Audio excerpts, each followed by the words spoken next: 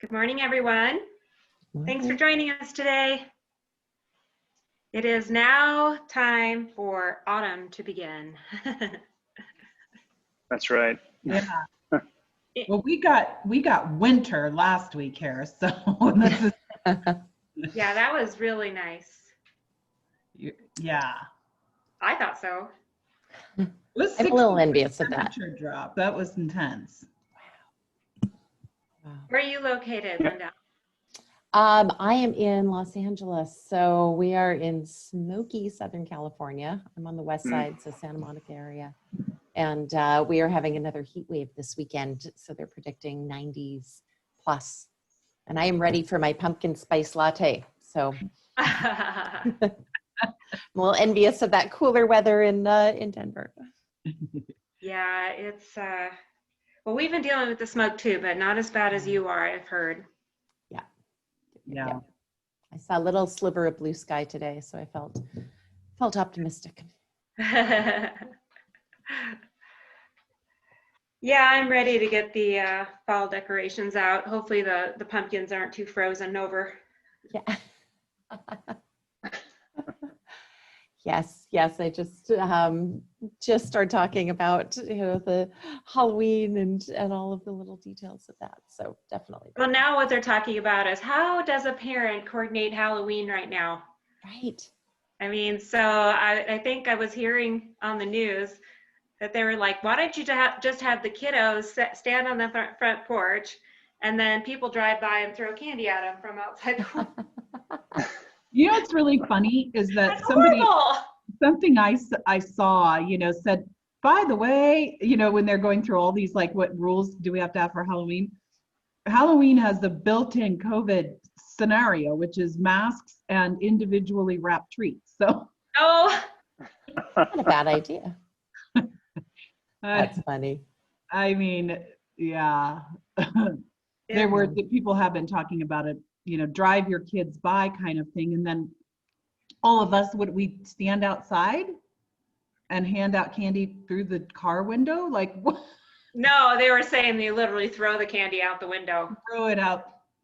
Oh. And then one of the news anchors said, well, she'll just give her kids a bunch of money and go into the grocery store, just buy out any of the candy they want.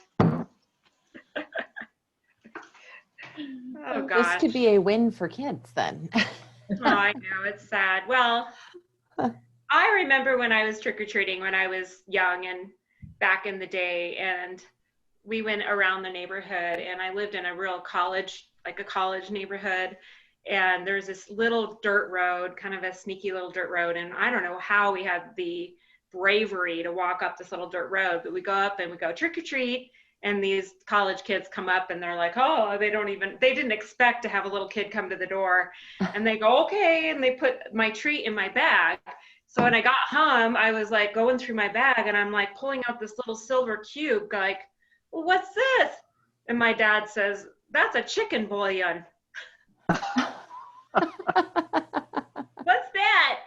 That's gross. Yeah, they put a handful of chicken bouillon in my bag. That's better than a lot of things. Typical college kids, right? Creative. Even it was a college house. Ugh. It was a college house. Nowadays, my dad would have been like jumping out of his skin to know that I went up to a college house back then. That's funny.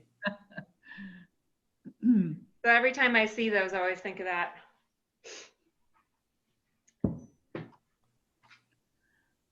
Sumit, what's happening over in your part of the world? Anything interesting? Oh no. We have two seasons here. We have two Sorry, seasons, can't hear you hot again. and not hot. Is that? Absolutely. So we've got summer and not summer. So right now it's kind of midway between summer and hot summer. So some days you can almost see the slight weather changes, and other days you're like, when will the temperature start going below the 90s? Wow. Wow. And high humidity as well? Absolutely, yeah. But no fires, huh? No fires though, yeah. Is that because there's no trees? Well, partially, yes. So the city that I live in is it's known for not having enough greenery and enough green cover. Well, because And that so takes it's- water to keep alive, right? So I think more than just water, it takes a lot of civic planning, which we seem to lack, and a lot of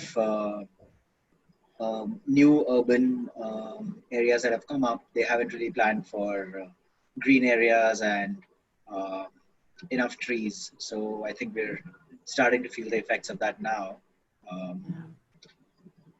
and that's why we're a dusty and a hot country as well. Yeah. I didn't know that actually. Is that just unique to your part of India?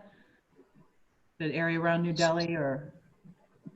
Yeah, so we do have cold weather up in the hills, and the temperature there currently would be 60-ish, which is nice and pleasant.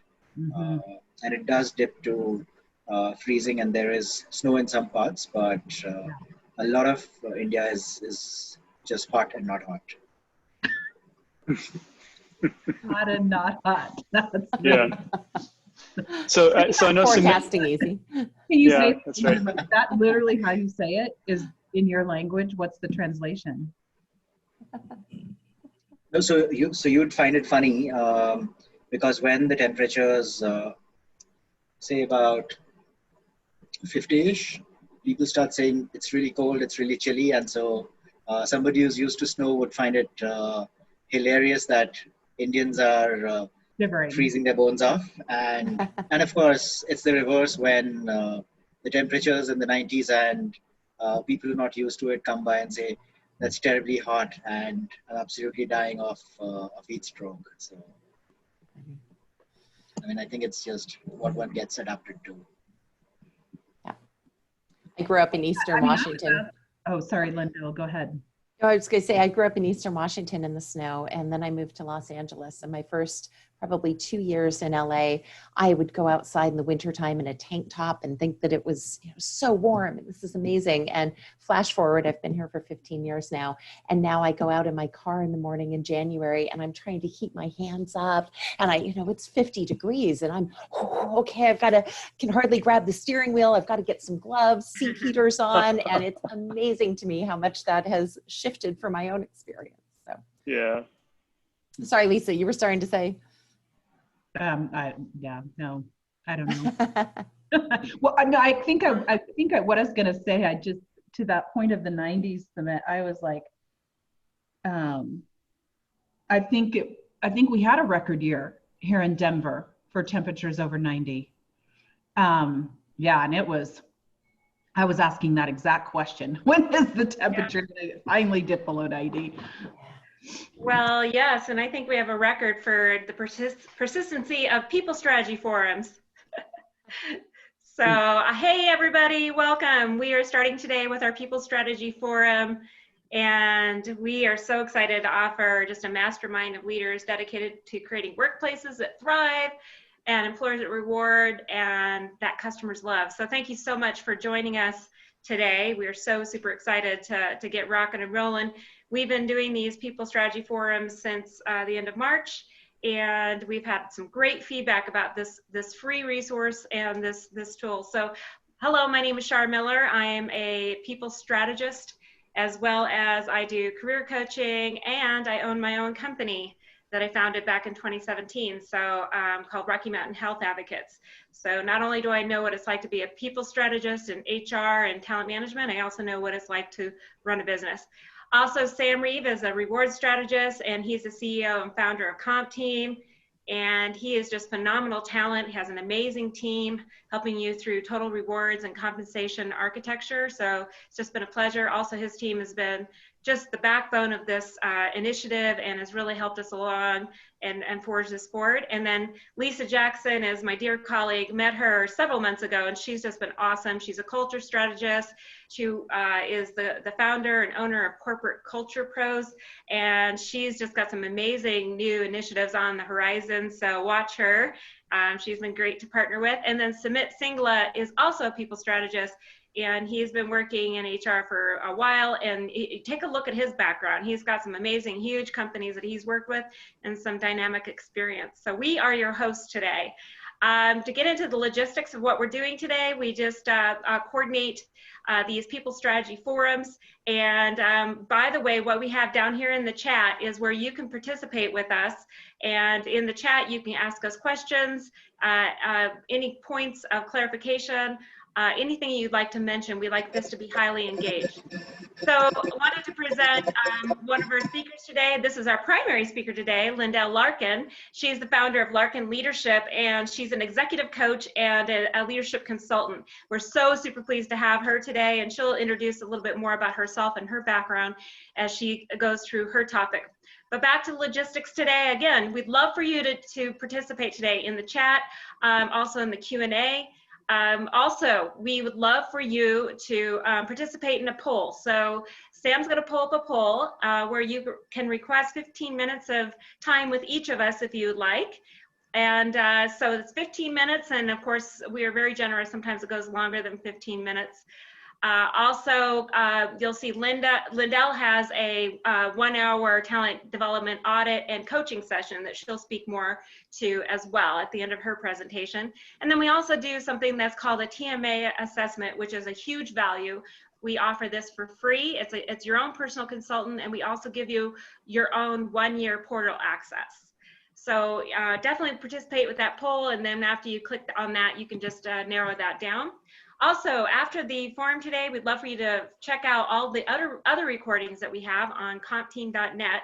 You're going to find that we have a wealth of other speakers, other gifts, other information, and we'd love for you to check those out and share on all the social media platforms. So today, this is our what we're going to talk about. We're going to talk about holistic succession planning and preparing organizations and leaders for tomorrow. So if you've been like me that have worked in HR for over 25 years and have worked with major systems, we know that the traditional mindset about succession management really needs some form of a shift and more progressive and innovative. So this is what Lyndal is going to talk to us about. And then of course, we're going to have open discussion and dialogue throughout the forum today. This is highly interactive. And if you want to participate, please let us know, and we'll give you an opportunity to pipe in with your information. So let's get going. Hi, Lyndal, how are you? Oh, I'm great. Great to be here. Great. Well, thank you for coming on with us today. And I understand you have a few slides to share. That'd be fantastic. Great. And just a quick note for our listeners out there, we had Randy that was signed up for today. And unfortunately, Randy he couldn't join us for today. We're gonna have him on another session later on in the year. So look forward to that. Right. Okay, so really today, what I'd like to start by talking about is just how, let me get my slides going here, just how we think about succession planning. And Shar, you really hit it on the head in saying that there has to be a shift in the way that we're thinking about this. And Shar and Sam, I know you've got a ton of perspective on your experiences and what you're seeing with your clients. So I'm anxious to hear and talk a little bit about that as we think about this. What I tend to see with my clients, and I've been in-house as head of people both on the corporate side as well as within the startup world, and right now I tend to work more with founder CEOs that are sort of early and mid-stage startups as well as small businesses, and succession planning tends to be really reactive and really on the fly of, oh my gosh, this person's leaving, and what does that mean, and how are we going to fill this critical role? And we've got to start thinking strategically about it as organizations, but we've also got to think about our leaders and how we're preparing them, what conversations we're having, and where we factor that in. And I think that's a piece that's often missing. I'm curious if that's been your experience as well, and I'd certainly open up that to the audience too. Absolutely. And I think there's often that reactive approach, which I completely agree with. Mm-hmm. And I also think sometimes we only focus on a small sliver of our organization, usually at the very top. Mm-hmm. So I think what you have to share is probably broader than that. So that's super exciting. Yeah, absolutely. So one thing I do want to just point out, when we think about the organizational need, what I'm seeing right now, and we were talking just before we went live about the idea that I think so many companies, myself included, anticipated that this pause, this however we're terming it, and I would like to find some new words than pause or new normal. But as we think about that this time, I think we thought it would last for maybe 30 days, maybe 60 days. I actually had one of my founder CEOs that was telling me the story the other day. He said, I expected and was sort of excited about having 2 or 3 weeks to work remote. I thought I could get caught up on some different things professionally, and it would be a nice, welcome little shift in the way, an opportunity to revise how I'm doing things. And here we are 6 months in, and many companies are still working remote. The dynamic of business and all of the various components of that have turned upside down from what we thought they would be at the beginning of the year. And I think part of it's generational, but part of it is simply where we are at 6 months into this. The time is now to start thinking, if we haven't, and hopefully we're already thinking about this, to start thinking about succession planning and development in this new time, in this new normal, for however long that lasts. We cannot just hit pause and say, well, we'll figure this out in another 6 months. Let's revisit that in 2022. We might like to in some cases, but that's not, if we're not developing our employees, someone else is going to be. Yeah, one thing that I mentioned in a couple of earlier forums is that a lot of jobs are changing in the marketplace in different companies, and people are walking back into organizations and positions that have morphed a lot because of the pandemic, and there's different duties, there's a different environment. They don't know, it could be that way in perpetuity. And so that's the thought, is that some of those positions, those jobs are at more risk, and we need to think about succession and covering some of those elements. Yes. And I also think that during this pause, there's an entire organizational redesign occurring in many companies, complete business transformation and how we conduct our businesses, which obviously is response to the COVID and safety to our clients and our employees. So with that, like Sam indicated, we're going to have different types of positions and different skill sets and talents and preferences. And so it's an entire transformation. And I totally get what you're saying, because we thought we were on a pause as well, back when our locations in my company closed down. And not only were we worried about the transformation of our business, but also how to pay our employees through the certain loans and et cetera. And had to realize that we have to be paying attention to our talent and the fact that we're needing to shift and have different mobilization of our roles and backfill certain positions. So the whole word succession management completely transformed during that period. So it had to be on top of mind more than ever. Absolutely. And to that point of skill sets changing and the needs changing of the organization, I see that with so many sales organizations.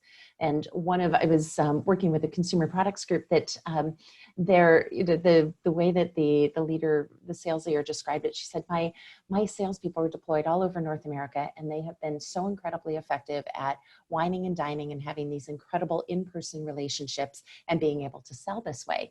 And suddenly they're not able to do that. So we're having to shift and look at their development. So part of it is their development and the skills around writing a thoughtful email. How do you communicate in writing that is empathetic, that is still able to meet the needs of the sales organization, and being empathetic to the situation and not having that same face-to-face interaction. And that has been a huge shift when we think about, in that second bullet point, talking about the fixed or the growth mindset. And I think many of our listeners are probably very familiar with the concept of, the fixed mindset is, in short, saying that our knowledge, our skill, our expertise is really static, that there is not a ton of development or growth for we are what we are.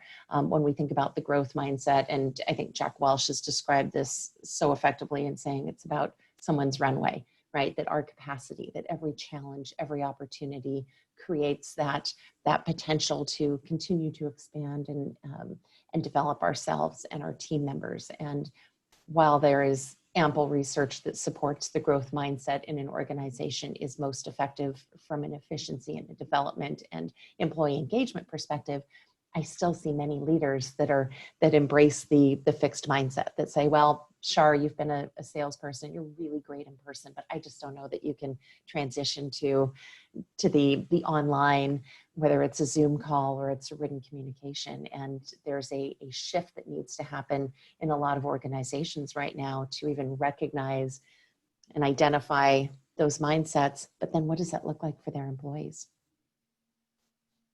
Yeah, absolutely. I think that employees expect that the leader really thinks about their personal growth. You know, not only are employees dealing with fear and concern about their career and staying employed, but how do we sustain our business and all be productive, particularly in the sales world? You know, how do we get paid our commissions and still be productive and you know, and grow and change during these times? So if an employee is noticing that their leaders are just sitting back and just kind of expecting the status quo, that employee is going to leave. They're Absolutely. going to leave to the organization that really does care about their growth and their career success and their long-term career success. So it's a potential risk for turnover for sure. It is. And there are jobs out there right now. I also see that mentality of, well, no one's going anywhere. We're safe. This is a very difficult situation. And so people are we don't want people staying in an organization because of fear. Right. And there are opportunities. And if we're not developing and not creating those opportunities for our team members, and those can be conversations, it doesn't have to be a formalized next position. It doesn't have to be a pay increase. Those are sometimes the pieces that people say, well, I can't do that in this time. It's okay. Can you have a conversation? Can we think about development in broader terms than simply a title? We absolutely can. Correct. So in thinking about this from the people side of it, which is where I really want to focus, if we're going to embrace the growth mindset, we have to be able to create the conditions for growth. And I want to talk today, and I'm really interested to hear from our listeners as well, where you've seen successes. And I'll break it down into 4 categories, and we'll look at some examples of each of these. But the first one I want to focus on is understanding that career and development desires of your key talent. And this varies, depending upon organizations. I've seen this work for every single person in the organization. I've also seen the baby steps of saying, let's start at our executive level, let's start at the VP level or the director level, and really focus on these bands of employees to start talking to them and really understanding what their needs and their desires are. Story of knowledge, experience. Right. So one thing that I would highlight, and these are just a couple of pieces on a career interview. And the career interview is sometimes what is incorporated into a performance review. More often than not, I see it being separate. I'm not fixed on it being one or the other, but I am an advocate of having a core conversation about it and having it not be just a bullet point on the performance review. And if we're really effectively doing a career interview, we're gathering data, and these are just a couple of examples that you'll see on the screen. We're talking about career goals, and not just over the course of 1 year, but looking at a longer term picture and understanding that individual's career goals. Shar, I think you were going to say something. Yeah.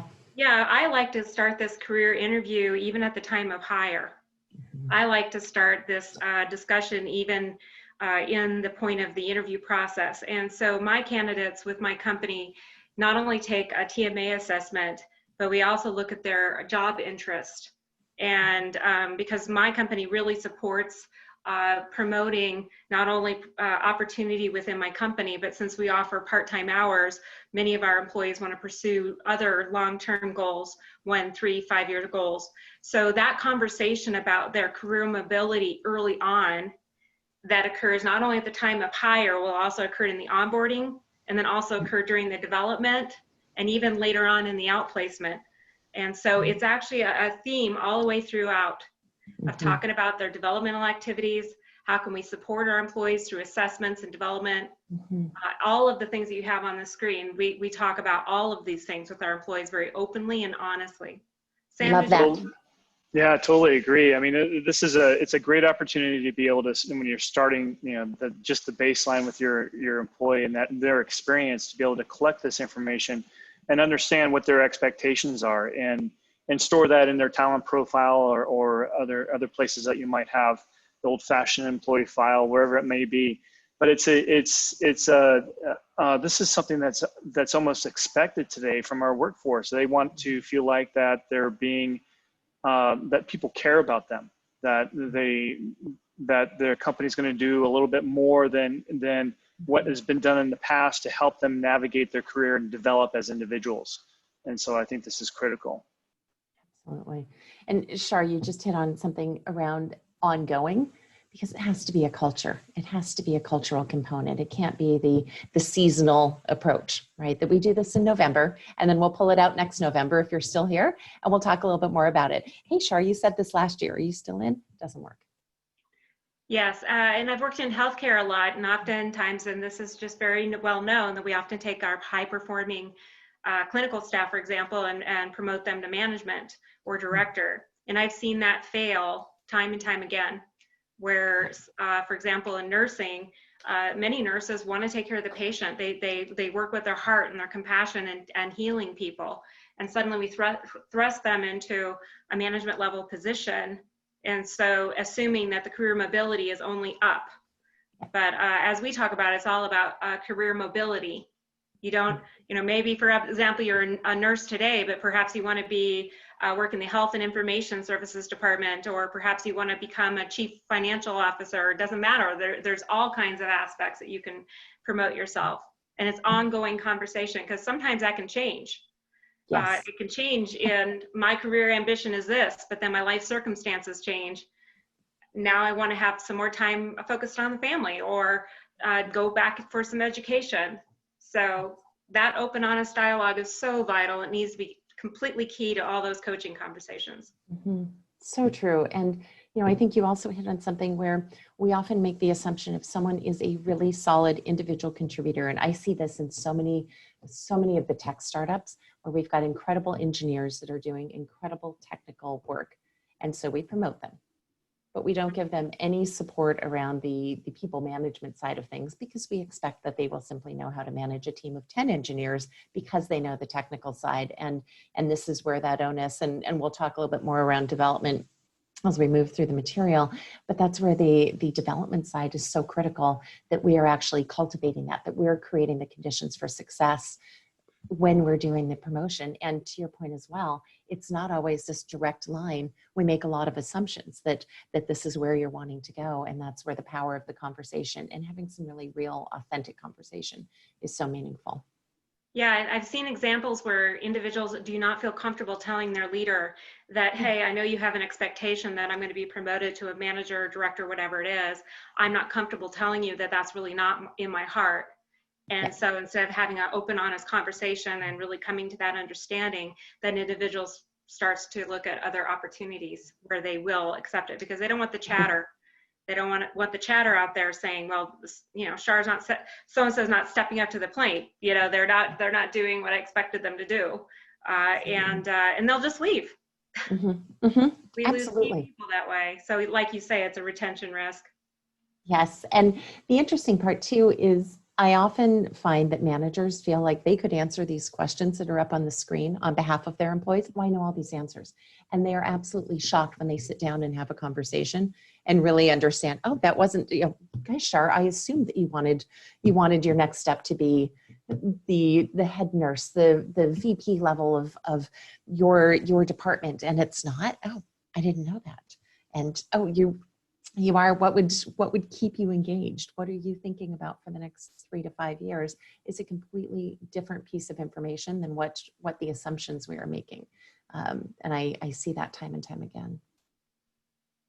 So I was the one that coordinated the 9-box exercises, right? So the 9-box where we look at our hypos and superstars and those that need to get off the bus per se. And it was interesting having those conversations with executive leaders and placing people in those varying boxes. What was interesting is that I personally knew some of those individuals that were in the boxes, and had an awareness that this person really wasn't as ambitious to move into that particular sector as that leader assumed. And so, like you said earlier, it was about a culture of not really understanding your people and having those coaching dialogues. Yeah. And then looking at, okay, we need to replace our executive leaders, and particularly in healthcare, they turn over every 5 years, the executive leaders, as kind of a standard thing, and not having that bench strength, and really looking at that career mobility.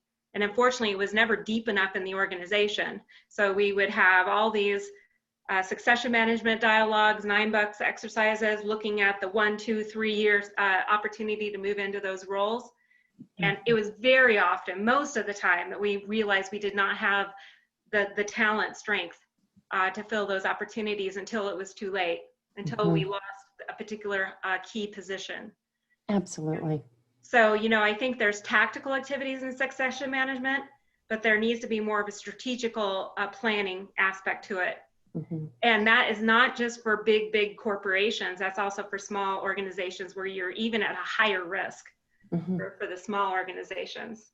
Oh, absolutely. And I see, especially in the small organizations, and not in startups, but also in just small businesses, that you will have this one individual that is not, perhaps the amount of knowledge that they have is not even aligned with their title, because they have been here so long. They know so many different things. And we just know that, Char's the person we go to when we need this, when we want to understand the history about this, when we don't know what's going on with this client and what the historical data is. And lo and behold, if that person leaves and we have that, there's that institutionalized knowledge that is not transitioned, is not documented or captured anywhere or passed on.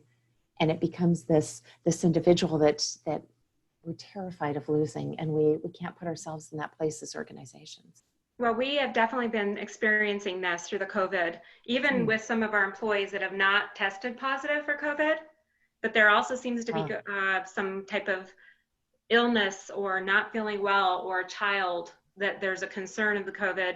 And then also having that whole, incubation period and testing that takes forever to get done. It's been a very large impact. And I know that's not just happening in my company, it's happening in all types of companies across the world. So, it's not even just to backfill the position if someone leaves. I mean, now we have so many other environmental factors and so many other circumstances right now that we're all at high risk for losing people. Yeah. So yes. Sam, did you have a thought on that? Yeah, well, actually, I just wanted to come back to this career interview slide. I just had some questions here on I mean, I get the fact that when we're talking to a new person that comes in, or we're wanting to understand what their career expectations are. But when we specifically say here the 12-month development objectives, are we just looking at development objectives over a certain period of time, or is there a particular strategy to this? I think it can go a couple of different directions. My point in that bullet is simply having some conversation around, Sam, what are you looking to get out of the next 12 months? And being able to align that with the organizational objectives, with the objective of the manager. And I'll give you an example. Several years ago, I was working with a team that I had entered in as a consultant, and I was doing a variety of work with the executive team. And one of the sort of junior assistants in the marketing team said, can I get 5 minutes with you? I'd really like to pick your brain. I know you're working with my boss's boss, and I need some input. And this person was fresh out of college, had been with the company for 4 months, and came into my office space, the conference room I was using, and burst into tears. And barely sat down in the seat, crying, and said, I'm so frustrated. I'm so confused. I have been here 4 months. I don't know where my career's going. I don't know when my next promotion is happening. And my boss keeps telling me to give it 2 years, and I don't know what that means. And it was very telling for me. And I think there are definitely generational components, and there's so many articles that talk about, the millennials and what do we do? Everyone wants to be developed immediately. we address it, is what we do. This must be addressed. And it was such a telling conversation for me, because I think this person's manager had thought, well, gosh, they've been here 4 months. They know what they're doing. I know what the path is. I know what their succession looks like. And it's in 2 years, we'll look at their next position, and maybe they'll get that promotion into the next role. But there's a huge gap here in that conversational piece. And it doesn't mean that we're saying, guys, Shar, what would you like to develop in the next 12 months? Okay, you'd like to move from assistant to vice president. Done. Okay, let me just make some notes. That's not the point of this conversation, but it is about learning and saying, where are you looking to go? Okay, so you're in this role. Here's the title, here's the job description, and what you're really interested in and hoping to gather in the next 12 months is more experience on the social media side, on the marketing side, on whatever that may be, and being able to talk about that and have the conversation candidly and authentically up front is such a powerful retention tool, and creates, and especially as we're talking about using this at the very beginning of someone coming on board, we create this wonderful foundation of authenticity and being able to have some really real conversations. Great. Yeah. Thanks, Lyndal. That helps. So Lyndal, have you heard of the book Up is Not the Only Way, Rethinking Career Mobility? Yes. And it's Beverly Kay, and her middle name spelled like mine, which I like. Lindy Williams and Lynn Coart, I believe it is. And I've been listening to that book, and we refer to that book all the time in these presentations, because it talks about a kaleidoscope. This whole career is a kaleidoscope, and your development is a kaleidoscope. And it's not just a matter of hierarchy steps or ladders, as we say. And what I love about that is that if we could really foster that with our employees and saying, your talent is absolutely amazing. We love the talent that you bring. And it's a kaleidoscope of career mobility for you in our organization. And this month or this year, we might be looking this way organizational wise, but next year it's going to be a completely different type of living organism, right? In our career, or our organization is going to be looking very, very different. And the talents that you bring may be very different. You may even have hidden talents that we didn't even realize that we could capitalize on organizationally. So having those open, honest discussions and heartfelt discussions, that's why I love the TMA method, because it has the ability to sort some of those things, those capabilities and competencies and talents and drives and skill sets, and then having some real thoughtful conversation about how you can apply those. And then the other thing is that I love the fact that you do kind of a coaching process. It doesn't just have to be from your leader. You can actually have a mentor coaching process. So you mentioned the salesperson, somebody excellent at advocacy and sales, and not necessarily a leadership type of personality, but is a great coach and mentor and cheerleader, and having to partner up those individuals for their ongoing development. And you're so right, at that 4-month period is usually when, oh, they're good, they're completely trained, they know what's going on. Meanwhile, they're sitting at home and they're waking up at 3 in the morning going, oh my gosh, I really don't know what the heck I'm doing here. Yeah. And that is one of the worst times. That's actually one of the higher risk times of losing people. Is when we've invested so much time, so many resources into training and getting that person on board. But wouldn't it be great, though, at that 4-month period, you really are embracing the fact of a team, that all of us can surround that individual, provide the coaching, the mentorship, leadership, other colleagues in that process? Yeah, absolutely. I think, in fact, I always have these conversations in all of my leadership meetings and my team meetings. We talk about how to support one another and provide that opportunity for development. Absolutely. And it's so engaging. Employees really appreciate it. Yeah. And cross-departmental conversations, whether it's a formal mentor or it's simply having that interaction with other executives within the organization to have those types of conversations, can be a wonderful tool as well. Absolutely. So I am going to click here. Okay. Whoops. So I want to talk a little bit about the core competencies and using a standardized process and language. And that line sounds a little bit complex. What I'm relating to here is that oftentimes we as individual leaders, and whether that's a department head, it's a senior executive, will have competencies that we are defining. And here's what I look for in a leader. And And that may be entirely different than what my counterpart is looking for, or in an effective manager, in an effective individual contributor.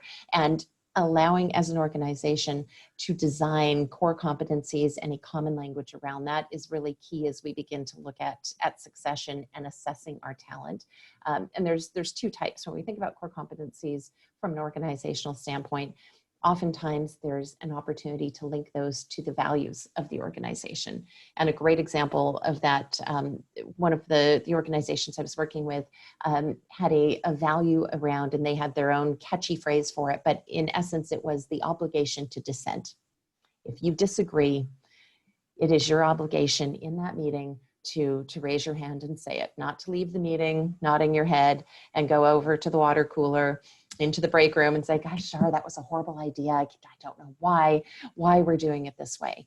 And it was a huge part of their culture. And so if that is a value that is guiding the organization, we should be assessing that as a core competency when we look at reviewing our talent, when we look at promotional opportunities. And that could look, there's a variety of terms around that, but that could be as simple as conflict resolution skills and being able to assess that. It could be around communication and the way that individuals communicate in tough situations and communicate difficult information. But that would be an example of connecting it to the organizational values. The other piece of that, oh, sorry, go ahead. Absolutely. In fact, Sumit just brought it up, psychological safety. You definitely need to have psychological safety as part of your core values, that you feel that you're safe to bring up something that might be original or out of the box thinking. Mm-hmm. And I always, my visual of that is working with an executive team where they bring out their invisible bazooka gun, and you're about ready to say something that's going to be, oh, wait a minute, let me think about, can I give you this idea, this concept? And then the invisible bazooka gun comes out and they say, that's a stupid idea. Why would you even bring it up? Then you're just closed down, you're shut off, don't want to say anything. So it's so important. Sumit, did you have a comment? Yes, absolutely. So just building on to the psychological safety point, Shar, I think the bazooka gun is a great example, and unfortunately, that's how it seems to work in a lot of organizations. So I've had the fortune to be on both sides of the table. I've been a consulting professional, and I've also been an internal HR guy for a bit. And I've realized that a lot of times people bring in consultants only because it's easier for people to listen to an external perspective about the same thing. And there are times as a consultant when I'm saying precisely the same thing that the internal team has been saying, but they see the bazooka guns coming out, and the consultants walk away with a lot of credit saying, wow, what a fantastic idea. Exactly. Why is it that we always think an outside consultant or an outside person is going to be able to see a different insight without creating that culture of listening and engaging with each other and learning? But sometimes, you do need an outside consultant to see above the trees at times, right? Absolutely, you do. But I mean, being a consultant, I obviously wasn't trying to dismiss the value that consultants can bring, but the idea just being that if you provide psychological safety to your own employees, you will find them unlocking a lot of value for you. So you might reduce your dependence on the outside world, and even if, irrespective of whether they're getting readied for the next level or not, they could simply still have a lot to contribute to whatever it is that you're doing. Absolutely. Absolutely. And I think we could do an entire session around organizational values, and I'm seeing some incredible comments around that and the simplicity of values, but when they are not just on the wall, when they're not espoused to, but they really are lived in practice throughout the organization at all levels, are so incredibly powerful. And that's much of the work that I do with my clients, is helping to shape that culture and really define what does a high functioning team look like, and how do we create the elements and the conditions to do that. And values are a huge piece. I could talk for days about it. What I'll also say around the core competencies is while we want those to tie to the organizational values, we also want to think about them in the context of the current and potentially even the next role. And so those are very specific, and one of those, may relate, and I'll use a sales example. If a sales manager, the competencies that we're looking for in that role may tie into negotiating skills. They may be about presentation skills. Negotiating presentation may not be core competencies that we're looking for with an engineer on our design team. And so it's being able to identify and recognize what the core competencies are across the board, across the organization for all roles, and then what are specific to current roles, and being able to assess someone against that. We'll talk about the 9-box and performance and potential in a moment, because then it's also considering that next role and saying, gosh, Sam, if you're wanting to move into a role of increasing responsibility and you've been an individual contributor and you have not been managing a team of individuals, there may be some communication skills or people management skills or delegation skills that we need to consider developing as we look at your career path and help you plot how to move into that successfully. Yes, I like this a lot, and this fact that you're pointing out these three specifically. When Shar and I have been on some career architecture projects together, and the thought is that we look at each one of these when we're doing those career planning pieces. Basically, what is the company trying to what do they believe is their the competencies that are aligned to their values? I mean, that's super important, and everybody has some touch to that across the organization. And then, of course, you have the competencies that are required in your current role. I mean, you may be, need help on some of those competencies and developing and advancing through those, and that should be part of your development plan. And then also the next role. I mean, that's what's always forgotten, right, Lyndal? I mean, managers hardly ever bring that up in a regular conversation around a non-executive player. So it's super important. So yeah, thanks for bringing that up. I think it also gives us a common language to use.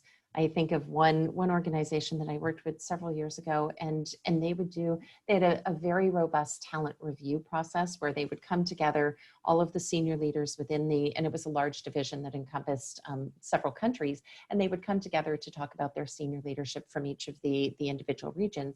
And that process was great, but it would become almost a who could present the best, who was the most persuasive. That Sam was describing his general managers, and wow, he used amazing words, and he had great stories, and wow, I think his general manager is probably our next VP based upon Sam's presentation. And maybe Shar wouldn't be as verbose about it, and it came down to these presentation skills of the leaders that were sharing the accolades of their team. And where what I was able to work with this group with was to help define a system, a process, and a shared language around that. And it was so powerful to see that shift to really a very metrically driven presentation that it was based on spreadsheet data of saying, okay, so here are my GMs, and here's how the metrics are playing out, where their key competencies are, how I would score those on a simple rating system of 1 to 3, what those look like, and the data behind that. And it became such a more detailed conversation and such a more meaningful conversation about development and produced better talent out of that as we looked at our succession planning and how they would grow into their next role. Right. Well, go ahead. Real quick. So Linda, you're talking about this shared language, and a lot of times we talk about the TMA method here because we use a lot of that, the competencies. It's an open source competency library. So have you found something that you'd like to use? I mean, when you say a shared language that you is this a customized approach that you're dealing with your clients, or is this something that you use a particular source? Great question. And there are some great tools out there. I'm not tied to one particular tool as the only way to do it. One that I've used is through Korn Ferry. And it's actually utilizing what's called the FYI guide. The FYI guide is almost, I refer to it as almost a recipe book where it lists the core competencies, and they've done a ton of research around the key competencies that leaders across different cultures, industries are most effective. And I think they've had a couple of revisions. I think there's somewhere around 67 or 68 competencies. And what I appreciate about their process is it talks about examples of what does this competency look like when it's done well? What does it look like when it's overused? Great example of that is, if humor, for example, and humor is one of the competencies that if humor is overused, it can negate any real conversation that we're having. If I'm coming into every meeting with Sam, making jokes and talking about our next adventure and what we're doing with the business, but I'm not able to have that real serious conversation, then that's actually, I'm overusing that, and it's probably preventing me from demonstrating other competencies. So what I appreciate about that model is it helps leaders to be able to identify what that looks like when it's done well, what it looks like as a deficiency, and what it looks like when it's overused, and provide some tools. That said, there are, and I know the TMA model, and there's some incredible resources out there, but I think it's having one, and it's agreeing on it as an organization and consistently applying and using that. We sometimes jump all over the place, and each person or team have their favorites, and I think it's important to have that consistent approach. So I've had the experience of a very unhealthy culture relative to succession management planning. I've had some experience sitting in a conference room with other directors and managers, particularly in an organization that I'm thinking of where there was a mandate that all employees could not get an excellent or a meeting expectations score on their performance evaluation. So it was a mandate of saying you have to have a percentage of your employees that are not meeting expectations. Yeah. Kind of that bell curve.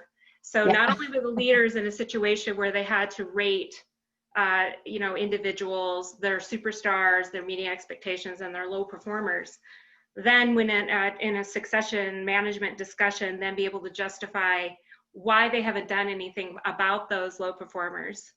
And in one example, it was a very contentious, it was extremely volatile in one particular example, to the point where many of the leaders, where their faces were turning red, tears. I don't mean to sound negative, but I have seen where an unhealthy culture has used the succession process as a battering tool and not as a healthy environment.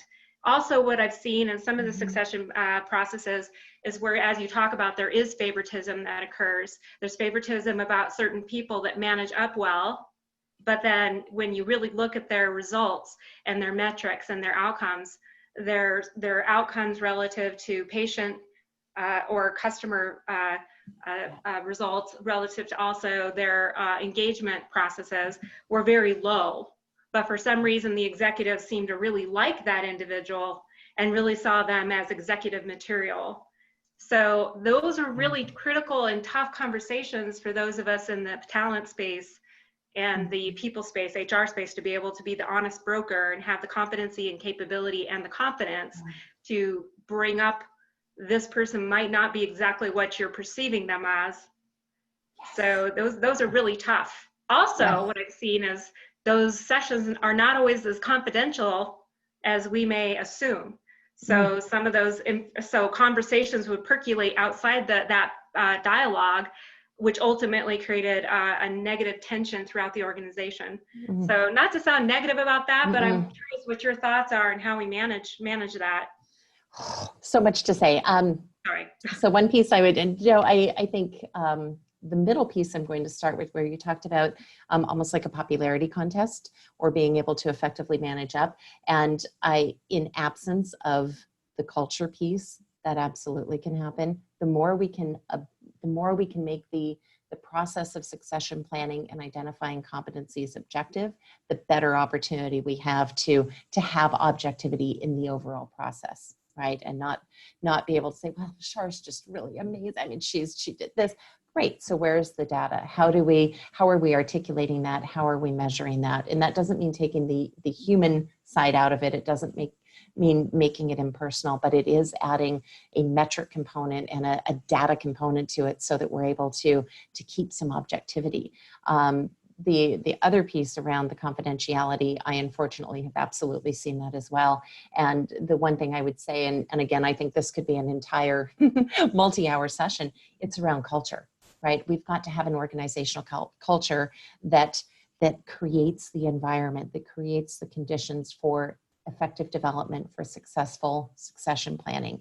And without that, this cannot live in a bubble. We cannot have, well, we've got this really great system and we've got this great online tool and all of the materials and resources that are going to support us if we don't have the culture that supports the fairness, the confidentiality, the transparency, the respectful environment. And I would say that applies across the board to every single organization. So I think that's incredibly valid. The final piece, you started talking about the vitality curve and the GE vitality curve. And there's a ton of advocates still for it. There's a ton of publications and research that support why it doesn't work. I'm not picking sides on it today, but what I will say is that to your point, I think it can be incredibly ineffective if it's existing in this bubble to say, I've got a team of 5 people and I would label them all as meeting or exceeding expectations. But now I'm being forced to force rank them and say that my bottom, because the 10%, if we're applying the hard and fast rule of the vitality curve, my 10%, bottom person will need to be either put on a performance improvement plan, schedule, or exited from the role. If we're taking the most extreme approach to this, if we're doing that, we're I think oftentimes missing the overall broader strategy of something like the vitality curve. What I appreciate about the vitality curve is that we're saying it's not necessarily about exiting the person. And when I've seen it used well, the way that it has been used is to say, okay, Shar, this year we're doing your performance review. I'm rating you against these metrics. We're talking about succession. We're talking about development, and you're exceeding expectations. That said, next year your role is going to continue to grow.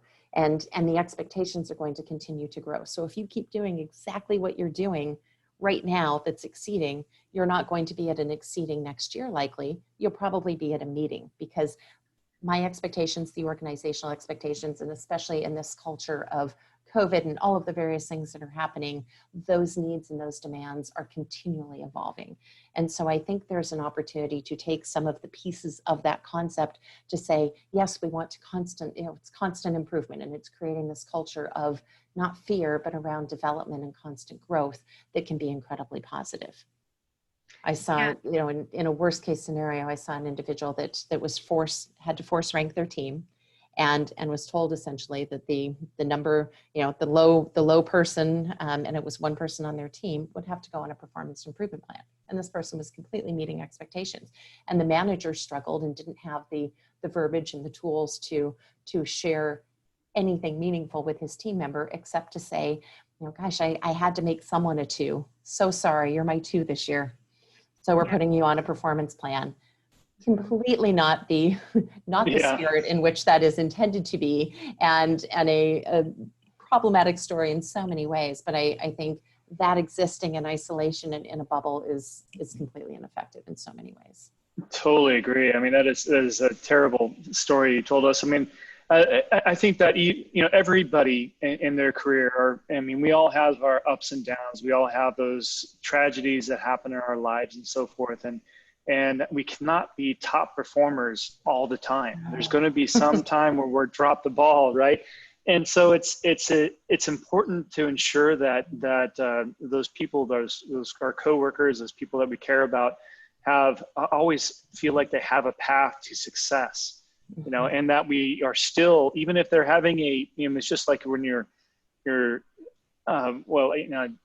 if you're upset at a family member or your child or something like this, you might be upset at that moment, but it's like you don't stop caring about them. You don't stop caring about their future. It's the same thing with the workforce. We need to make sure that we always give them that coaching to do better, and saying, I know this is tough and we can work on this together and so forth. And then say, but we need to raise the bar for next year, which is we're planning on doing, make them feel like that there's a there is a long-term plan for them. And it's not just because of this that you're going to throw in the towel, right? And I think that's critically important to get people back on track. I don't know how many times I've seen a situation where a person has gone through a negative performance review and they're just like, well, gosh, that's it. I'm going to have to leave the company now to be able to recuperate from this. And it can be a tragic loss for an organization. Absolutely. And I think especially right now, the more that we can, as leaders and as HR practitioners, if we can lead with humanity, and there is this very fine balance of, and my theory is that it needs to be a customized approach, because it's a very fine balance right now of needing performance, needing certain deliverables for the organization, but also being incredibly empathetic to individual situations.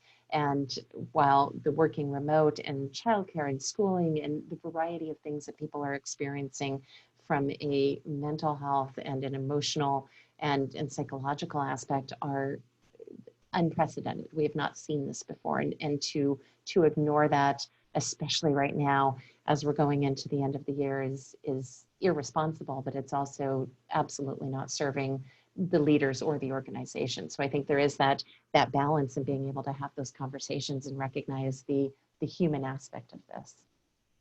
Totally agree. So in thinking about the performance and potential, I want to talk a little bit, and Shar, you referenced the 9-box. There are a number of tools out there. This is probably the most complex version of it, and I wanted to share that. There are incredibly simplified versions from a 6-box, a 4-box, a 3-box, and again, it's having a consistent approach and using a consistent tool that is the opportunity here.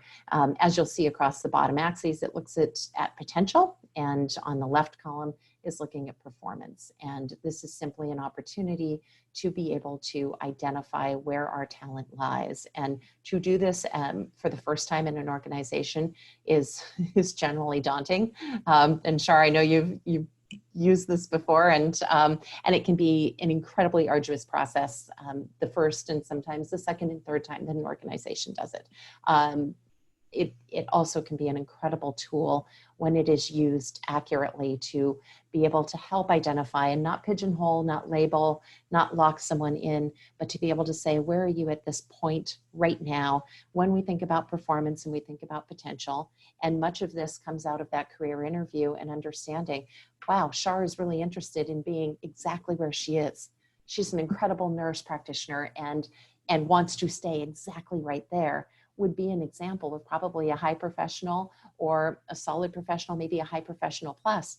Do you have the opportunity and the potential to move into a more senior role? Absolutely. Is that your interest? Is that the next step in your career? For whatever reason, it may not be, and that's absolutely okay, but being able to articulate that and have a language and a process to document that is really valuable. So I've used this model a lot. And my question for you is, how transparent with our employees are we about this particular model? So I think you described in that coaching dialogue, yes, so-and-so, you're a key performer. I see you a solid where you're at. I don't see where you're going to move on a fast track or what have you. Do you recommend an HR leader or a leader that has these conversations really pull out this model and really share it with their employee where they fall within the model? I think we could, in an ideal situation, yes. Do I see very many organizations that are there culturally? No. Right. We should aspire to be able to share that. In an ideal situation, I am able to sit down with every single one of my team members and say, Shar, let me tell you why you're a key performer. But I thought I was a future star. Well, let's walk through some of your successes this year, some of your development opportunities, what you've shared with me around your career next steps. I've seen that happen and be incredibly effective. But the level of leadership and the level of professionalism and development around the senior leaders to be able to effectively have those conversations has to exist as well. It's absolutely possible. But we cannot simply throw this chart or this model to an organization and say, great, go forth and have these conversations. We have to provide the tools for our leaders to be able to have thoughtful, meaningful conversations that inspire and engage our employees and create transparency. So ideally, yes. Yeah, so what I'm hearing from you is that certain organizations are at a certain stage of maturity level to be able to have these open, honest dialogues. Because I have seen where, for example, if we get a new VP of HR coming in the door and come from an extremely seasoned, robust company that utilizes this type of succession management approach and then tries to push it into the organization too quickly when it's not been fostered in the organization, I have seen a negative ripple effect with that, particularly with long-term employees. As said, I've worked here for 25 years. I always thought I was one of the top performers. And what are you saying? I'm basically a solid professional. That's offensive. So I have seen that. And then if you don't manage that well, it causes disengagement in the organization. And what I've also seen is that your star performer can frequently become a star performer, highly engaged employee, that it suddenly becomes a highly disengaged employee because they've been, in their mind, burned by these types of dialogues that were not managed effectively. And so that's why I think perhaps this model is great, but I think in combination of looking at your competencies, capabilities, talents, skill sets, in addition to this, I think those conversations could be more further adopted. And I think leaders should really take a strategic plan of maybe moving to that level over a course of several years instead of just immediately, this year we're going to move to this 9-box and potential matrix concept. That's my personal view. 100% agree. And we get very impatient with that. We see a new tool and we say, oh, let's use this and let's use it fully and immediately and let's tell everyone about it. And to your point, there's huge value in strategizing and having a thoughtful conversation around the rollout and the real application of this, because ultimately our goal is to engage employees. It's to engage talent. It's to develop talent and have a process to do that. And when this is not done well, it has the exact opposite effect. Exactly. But I think the first step is really helping your leaders to even understand this type of mindset and in their personal development approach and how they're hiring and acquiring talent as well as retention and ongoing development throughout. And so the first phase, in my view, is really just getting an awareness at that leadership level what this is all about. And then going through a progressive process of helping the population understand, the community understand why this is this way, and it's only here to support your ultimate success. Yep, absolutely agree. The other piece I would highlight here are the two lower left boxes, box number 7 and box number 9.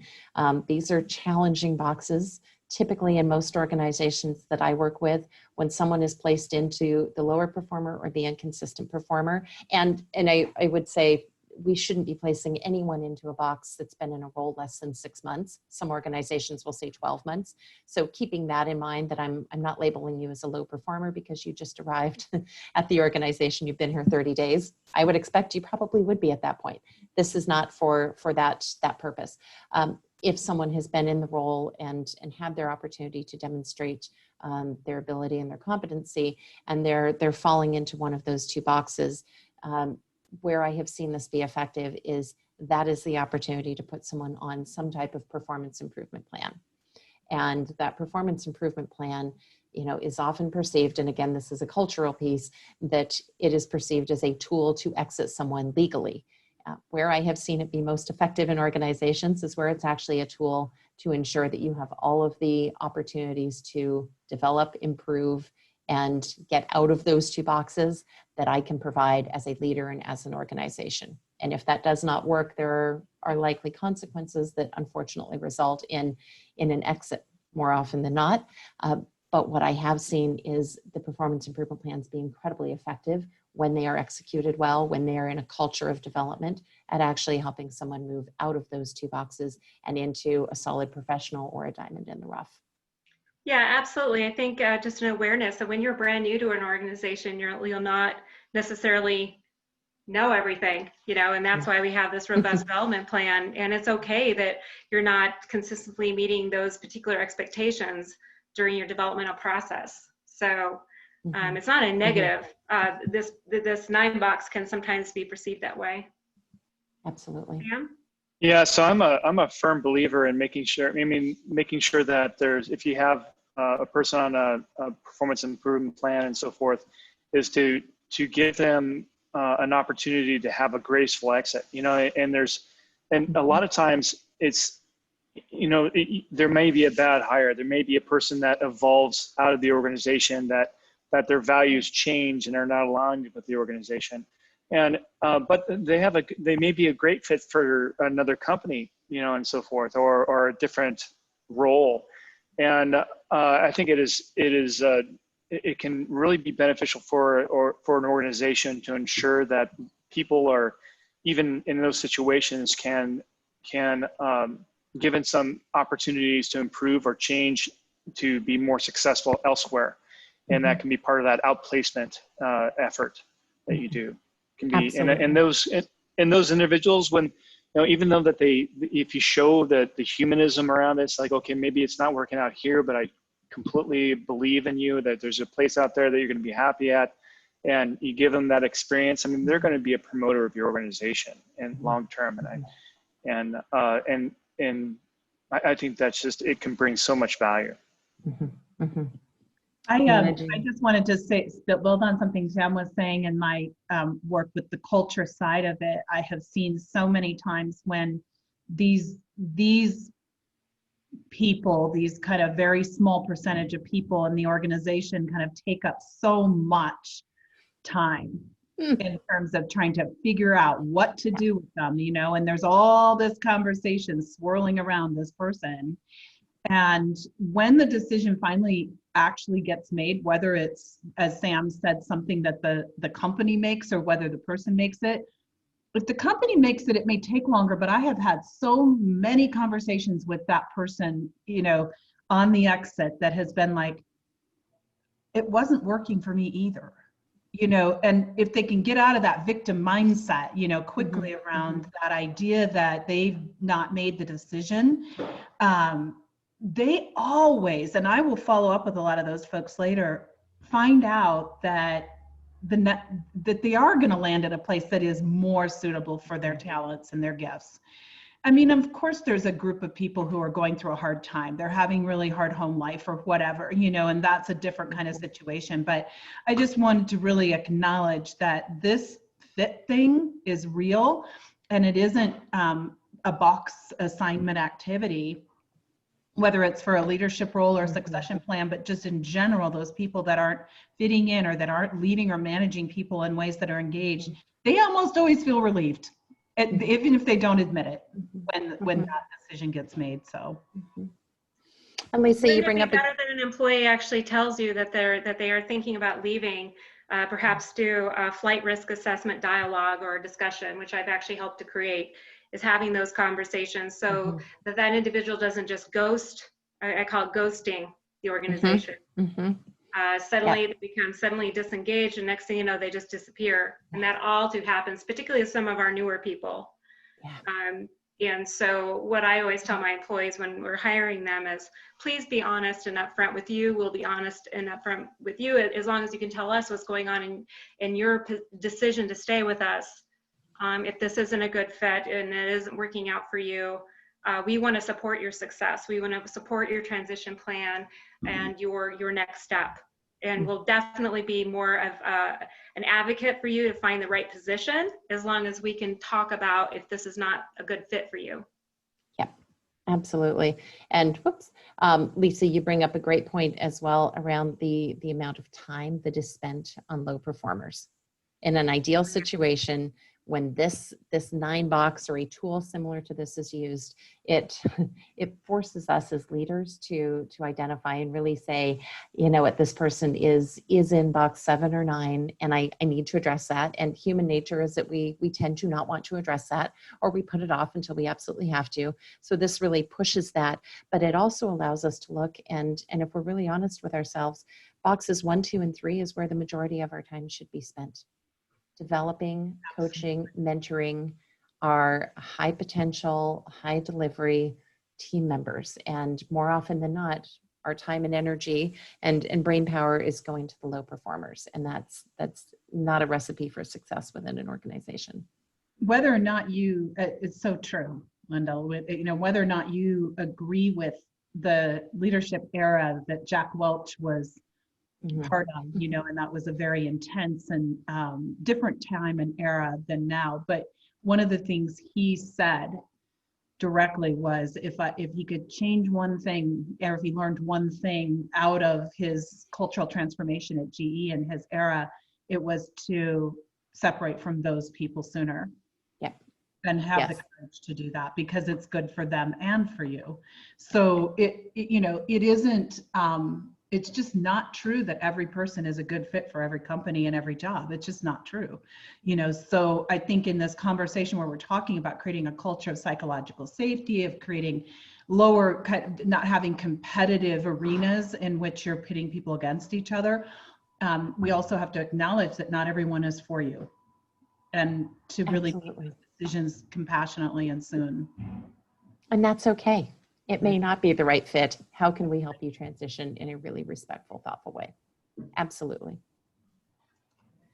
So when we look at identifying successors and timelines, there's a couple of pieces, and these are really tools that may be of use to some of our audience to understand around the tracking aspect of it. And again, you know, I think it goes without saying that the cultural aspects of it need to be in place in order for these tools. These are simply tools to document and track. What I like about the documentation piece of this is it, for lack of a better term, it forces us into putting pen to paper and being able to say, gosh, Shar is one of my key leaders. She has incredible knowledge. I would be lost if she left tomorrow, and I have absolutely no one that could step into her role. I have no one that if she won the lottery tomorrow and needed urgently to move to the Maldives for 6 months, I don't have anyone that would be able to come in and pinch hit and pick up on her clients, her employees, her projects, et cetera. And being able to, it's very easy that we justify this sometimes, I think, in our minds as individuals as well as organizations. When we actually have to document it is where the rubber meets the road. This is a really simple tool of looking at it, but saying, what are our key roles if we're identifying? And these are sometimes solely the executive roles. More often than not, there are expanded roles in that. It may be an HR manager, a payroll manager, benefits, someone on the technical side, the IT manager, et cetera. And that we're looking at who the current incumbent is, what the retention risk is. And that's not the risk of us terminating that person. What do we know to be true? Well, his wife is interviewing for a job 3,000 miles away. Retention risk may be high, whether this person's a high performer, loves their job or not, but being able to know that about the team member and have that information allows us to indicate that as well. And then being able to identify, and in an ideal, robust organization, and I will say this is rare, we have 2 successors for every role. And the readiness levels are varying, that there's often one that may be 0 to 6 months or even 6 to 12 months away. And then there's one that's the longer term, and maybe that's 18 months out, but we're able to articulate that. Yeah, I think this is an excellent tool. And I think that based upon the maturity level of the succession management program within that organization, you know, you have to decide, is this going to be for example, in a large organization, if it's a system-wide initiative, you may have talent that's located in other locations or other areas that might be able to be a highly successful successor. And so those OD and talent leaders and HR leaders really need to orchestrate across the entire organization this very robust process of identifying that and having those candid conversations. I've also seen where we made decisions if we should do from top down, meaning starting with the executive level, or mid-level, you know, or quote bottom up. I hate to say it that way hierarchically, but you know, those key roles, like you just stated, might not necessarily be the executive team.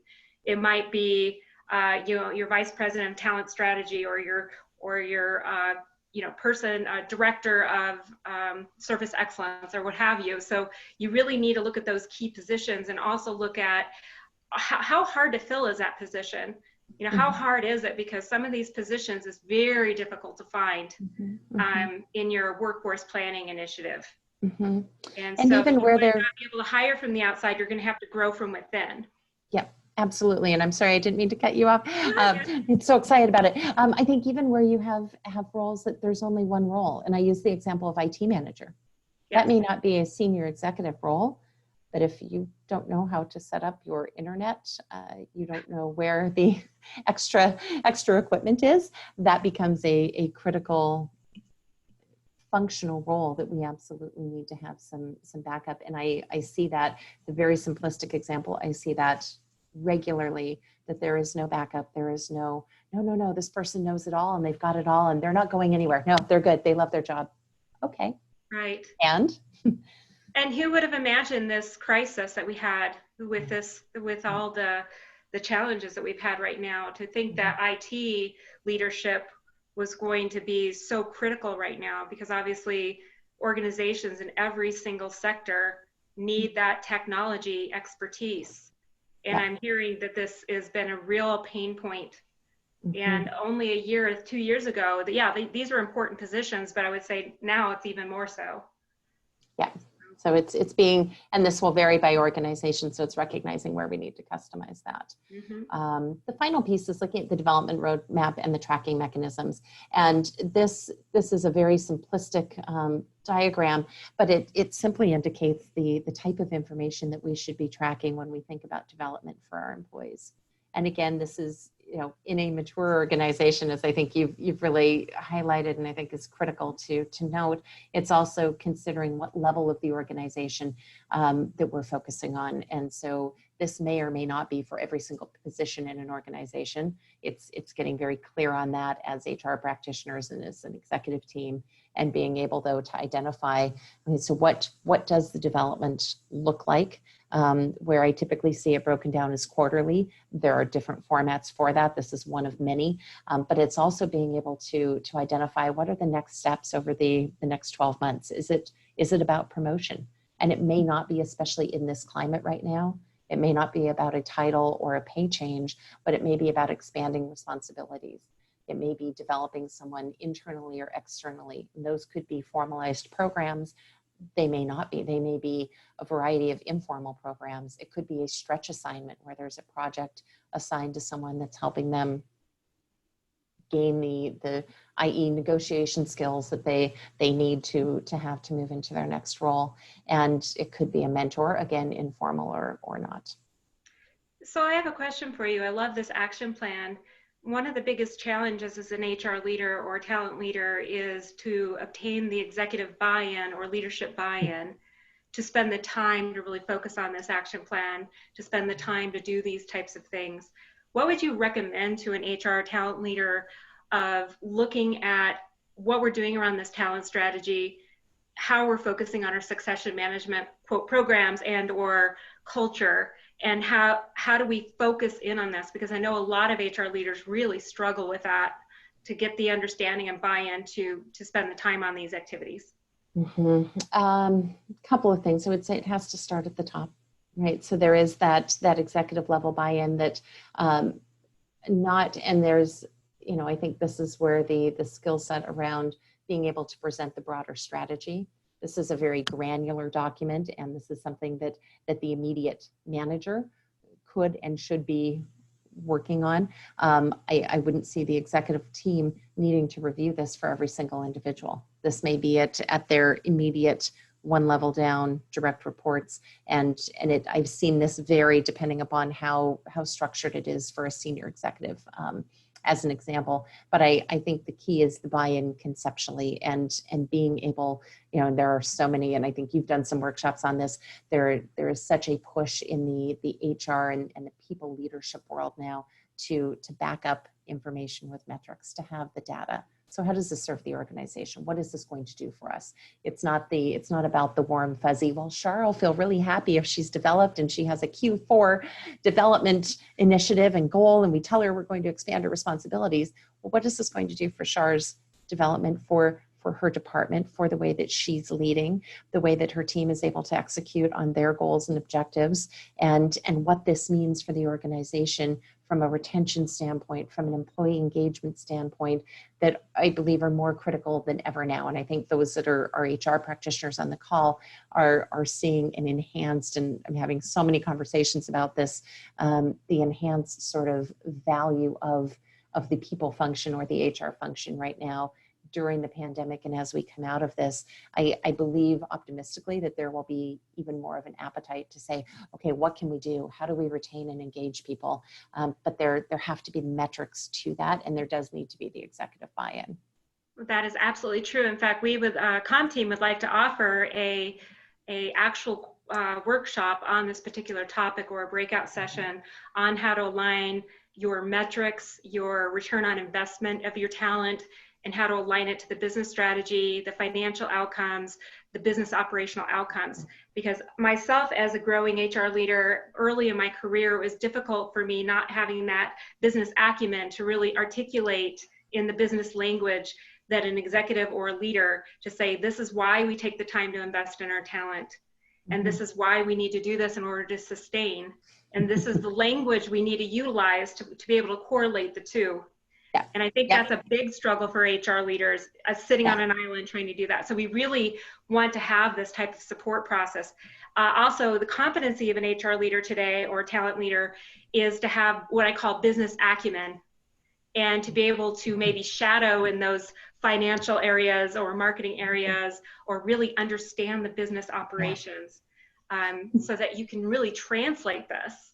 Yes, I'm chuckling to myself because I do HR masterminds with emerging HR execs, and I recently had a conversation with someone that, they said, but it's the right thing to do. It's the right, and I see that a lot, that there's why people are drawn into HR and people functions is a lot of times a very organic desire to help people and engage, and this is the right way to do it. We've got to find a better language to articulate that to the rest of our organization, and the right way to do it, and the right thing. And we want people to be happy. Why wouldn't you want people to be happy? Okay, yes. And let's talk about the metric piece of that. So yes. Yeah. All too many times I always heard about the HR flavor of the month. Yeah, I mean, all too many times. Yet another HR program, yet another initiative. Does it really, it's not, here I am, I'm trying to get my job done at the front line. I'm trying to take care of my clients and you're trying to take my people away for another development program? Yes. So it's got to connect the dots. Yes, that is my term too, connect the dots. I mean, we really need to show why it's so vital. You're going to lose your key talent if we don't focus on this. Absolutely. So I'm going to definitely talk to you when we develop those masterminds. Happy to do it. The final piece here, and again, this is a really simplistic format, but I want to highlight the power of being able then, when we're talking about competencies, and we've in the most simplistic state, it could be an Excel spreadsheet, and I've seen it done in that simplistic of a form, where we've got all tabs for each of our team members, and we've identified those organizational competencies, those position-specific competencies, and we've rated them. When we've identified those, to then be able to track that is so incredibly powerful, because we get something that can look like this. And what this allows me, and as a very simple example, is that I see there's a theme here around presentation skills. So that makes me say, okay, so what data is available to me on this? Is this about who I'm hiring, the way I'm hiring, the talent that I'm looking for when I'm bringing it into the organization? There may be a partnership that needs to happen with my talent acquisition team as I'm hiring new team members if there's a gap in skill or knowledge there. But it also tells me that there may be a really powerful opportunity to do some very targeted training and development in-house for my entire team around that theme or that topic, as opposed to saying, okay, employee number 2 needs delegation skills. How can we target that? And the one piece, or the final piece I'd say about this is, and I hear, and it feels like a default when we talk about the financial piece, right? But Lyndal, right now we don't have any money to develop. I can't bring in a really high-priced presentation skills coach to work with them for 6 months. This is where we have an opportunity to get creative as people practitioners, and to help provide resources. There are more resources than ever that are free, that are at very nominal charges. And it may be a book, it may be a video, it might be on YouTube. But that's where I think we need to get out of the box of limiting ourselves and saying we don't have the money for that. We don't have the time to not do something. And there are absolutely resources. And you've got my contact information. I'm always happy to chat further about that with anyone that's on this call. Yes, and these people strategy forums have tons of free information, including your tools from today. They're all here. They're recorded. They're here for people to talk to you and to learn. So yeah, you don't necessarily have to have a huge, $300,000 program. Absolutely not.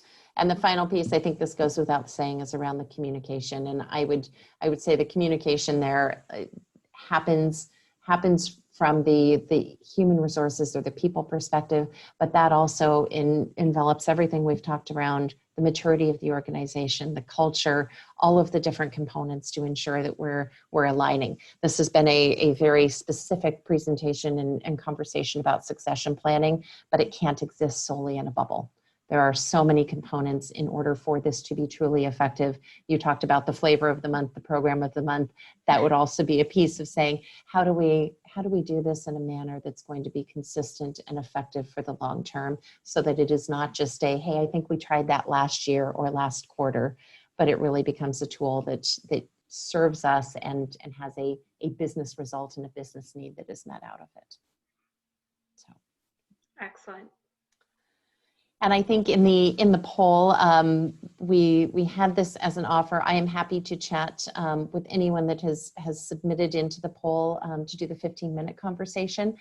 What I wanted to specifically offer to those that are also interested is for the first 5 qualified participants to have a 1-hour talent development and audit session where we do some coaching around your talent development processes. We audit that and really look at where there could be some opportunities for you to next level that. So I just wanted to take a second to articulate that. And I think there's the poll information. So you're certainly welcome to email, but there's the information in the poll as well, which I think is probably the easiest. Well, I have to say that is extremely generous. What a value to offer that talent development audit and coaching discussion. It is not easy. It's a challenge, and you really have some practical approaches that really can help companies no matter what their size. And so we sincerely appreciate that. It's just a fantastic resource. So thank you so much. And we're starting to wrap up here. As we close, I just want to say, I think in combination of what you offer and what Comp Team offers with our TMA approach of really analyzing competencies, talents, capabilities, and integrating it in with your succession management strategy is a great opportunity for organizations to progressively and more innovatively move forward during these critical times. And so it's very exciting. How about thoughts from our group, our host group here? Lisa, Sumit, Sam, any other thoughts that you have? Just like, go ahead, Lisa. Go ahead. Everyone's being so respectful. All right, you go. Himself. Well, I just have been listening to this conversation and also watching the chat with a lot of interest, because I think there's so really comes down to the consistency of the process that builds trust. But so much of this conversation is really about just having a culture in which you develop people and not leaving that to chance and not leaving that as a gray area. And that is a really big deal in terms of attracting and retaining people. I was making a joke in the chat about how HR should not be the initiator of all things people, that really has to come from a culture where the executives say people are important, their development is important, because you've got a whole generation of people coming up that think they can be the CEO of their own company. And they're literally thinking that way. They own their time. They don't really see the career ladder and marching straight up it in the way that our generation did. So it's something that companies need to pay attention to. This has been awesome, Lyndal. Thank you so much for sharing. Yes, thanks, Lyndal. This is great. Really enjoyed the conversation. Me too. Great. Thank you, everyone. So yeah, this is a fantastic. Go ahead, Sumit. Sorry, I was just saying it was really, really insightful. And I mean, while I worked on a few succession planning projects, it was great to see the overall framework and the really structured way where we can treat it as an art and a science. And I think that's important for succession. So you can't treat it only as an art or only as a science. There has to be a bit of an element of both. So thank you. Yeah. Thank you. Great. So we are starting to wrap this up. So I just want to let everyone know that this is a recorded presentation. And so if you saw some great tools that Lyndal shared with us, feel free to go back and listen to that. Make that appointment with her. Go ahead and take advantage of that free gift. And then also take advantage of our TMA tool. I highly encourage you to email us. I think the main area to email is to Sam. If you go to compteam.net, you'll see his contact information and be able to take advantage of those free resources. And then also, we'd like to highly encourage you to come to our session next week. And Sam, you said Wendy is visiting with us next week. I didn't have the name of her leadership topic.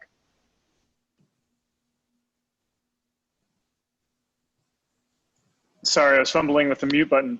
So next week we have Judy McClutchin. Oh, Judy. She's going to, Judy is going to join us. She is an organizational redesign coach and from the Caribbean, out of Grenada.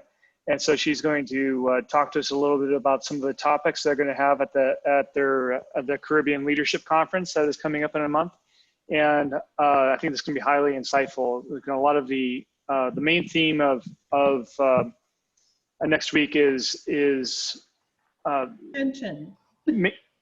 Making sure that we're retaining our high developing talent with opportunities, such as this conference and so forth. So a lot of good things to come. And I'll be joining you next week also with my own thoughts from a culture standpoint on how you can build a culture that retains great people. Wow, that is so great. If you really go back and take a look at all the subject matter that we have, what an abundance of tools and support that we offer our leaders and talent leaders. And so we just ask that you share any of our presentations and our upcoming events on your social media platforms. Also, I highly recommend that you LinkedIn with us, because all of us here today are on LinkedIn, and we share articles and information and have upcoming events. So we encourage you to take advantage of that. So we just want to wrap up today and say thank you so much for tuning in with us again. We deeply appreciate it and your engagement. And boy, I saw a lot of chatting going on, so I can see that we're highly engaged. So thank you very much. We ask you all to keep safe. Enjoy our new season coming up, and we're going to see you next time on Wednesday Mountain Time, 10 a.m. at our next People Strategy Forum. So we thank you all. Thank you. Bye, Linda.